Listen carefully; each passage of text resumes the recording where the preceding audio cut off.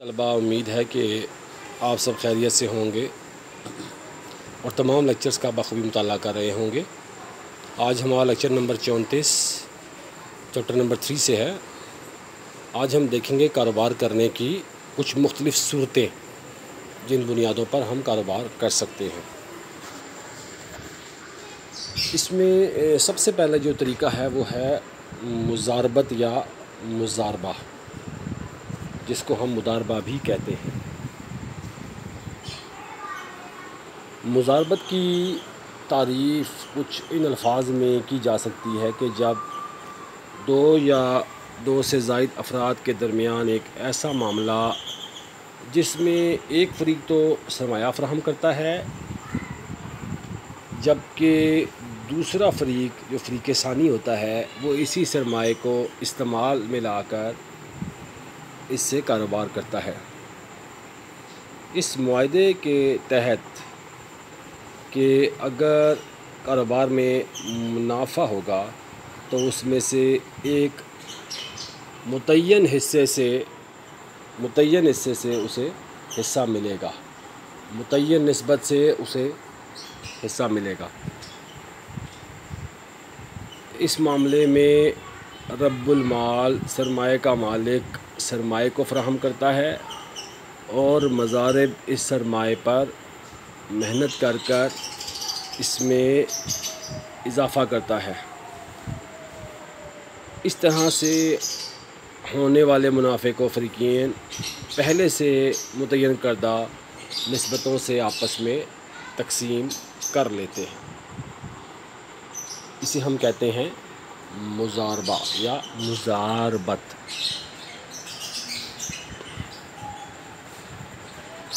اس کے بعد ہمارے پاس دوسرا جو طریقہ ہے کاروبار کرنے کا اسے ہم کہتے ہیں شراکت یا مشارکہ۔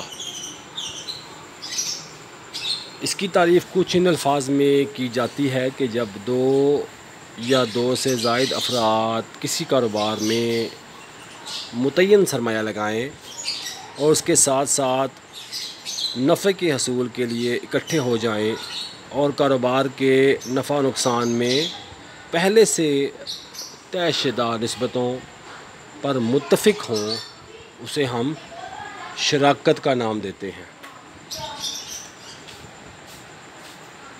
شراکت کرنے کے لیے ضروری ہے کہ ہر فریق کا حصہ نسبت یا فیصد کی صورت میں پہلے سے طے ہو جائے۔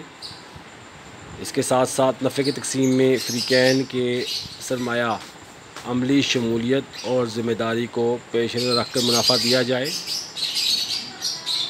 مسلسل جاری کاروبار میں نقصانات کا ازالہ آئندہ ہونے والے منافع سے کیا جائے اور اصل سرمایہ کے مالکان کو واپس ملنے کے بعد ہی نفع کے حقدار کے مالک کو نفع دیا جائے۔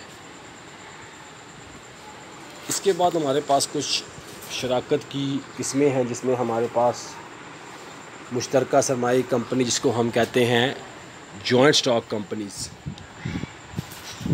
مشترکہ سرمایہ کمپنی سے مراد ایسی کاروباری تنظیم ہے جس میں کئی فریق مل کر کاروبار کرتے ہیں۔ اس میں حصہ داروں کی تعداد کم سے کم 7 ہوتی ہے جبکہ زیادہ سے زیادہ حصہ داروں کی تعداد متعین نہیں ہوتی۔ تمام حصہ دار منافع میں شریک ہوتے ہیں۔ کاروبار شروع کرنے سے پہلے باقاعدہ حکومت سے اجازت لینا پڑتی ہے۔ کمپنی کا نام، کمپنی کے قیام کا مقصد، کمپنی کے سرمایہ کی حد، کمپنی کے حصص کی قیمت، ان تمام امور سے حکومت کو پہلے آگاہ کرنا پڑتا ہے اور عام طور پر کمپنی کا جو انتظام ہوتا ہے وہ بورڈ آف ڈائریکٹرز کے پاس ہوتا ہے۔ اس کے پاس ہمارے پاس ایک اور کاروبار کی شکل ہے جس کو ہم کہتے ہیں انجمن امداد باہمی۔ انجمن امداد بامی یہ بھی کاروبار کرنے کی ایک ایسی قسم ہے، انجمن امداد بامی ایک ایسی کاروباری تنظیم ہوتی ہے جس میں ایک ہی صنعت یا پیشے سے وابستہ افراد جو ہوتے ہیں وہ تمام افراد مل کر اپنے مخصوص معاشی اور معاشرتی مقاصد کو حاصل کرنے کی جد و جہد کرتے ہیں اور کوشش کرتے ہیں۔ اسے ہم کہتے ہیں انجمن امداد باہمی۔ اس کے بعد ہمارے پاس ایک ٹرم ہوتی ہے جس کو ہم نام دیتے ہیں ای کامرس کا۔ ای کامرس جس کو ہم الیکٹرانک کامرس کا نام بھی دیتے ہیں۔ عام طور پر اس میں مختلف ادارے آپس میں جدید ٹیکنالوجی کا استعمال کرتے ہیں اور جدید ٹیکنالوجی کے استعمال کے ذریعے معلومات اور خیالات کا تبادلہ کم وقت میں کرتے ہیں اور اس کے ساتھ ساتھ کم اخراجات اس پر آتے ہیں۔